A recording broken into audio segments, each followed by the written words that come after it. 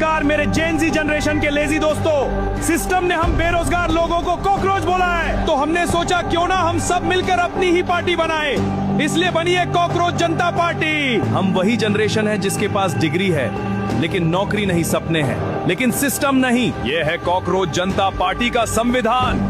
यहाँ जुमले नहीं सीधे वादे लिखे गए हैं। पहला वादा, रिटायरमेंट के बाद किसी जज को इनाम में राज्यसभा की सीट नहीं मिलेगी। दूसरा वादा, हर असली वोट सुरक्षित रहेगा, लोकतंत्र किसी का खिलौना नहीं है। तीसरा वादा, संसद और कैबिनेट में 50% महिलाओं को सीधा अधिकार मिलेगा। चौथा वादा, मीडिया सवाल पूछेगा, सिर्फ सरकार की तारीफ नहीं करेगा। पांचवा वादा, पार्टी बदलने वाले नेताओं पर 20 साल तक चुनाव लड़ने पर रोक लगेगी। लोग हमारा मजाक उड़ाते हैं लेकिन याद रखो, कॉकरोच कभी हार नहीं मानता।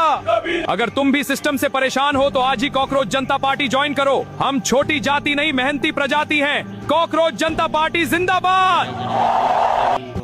অবশ্যই জানাবেন আর ভিডিওটা শেয়ার করে সবাইকে দেখার সুযোগ করে দিন।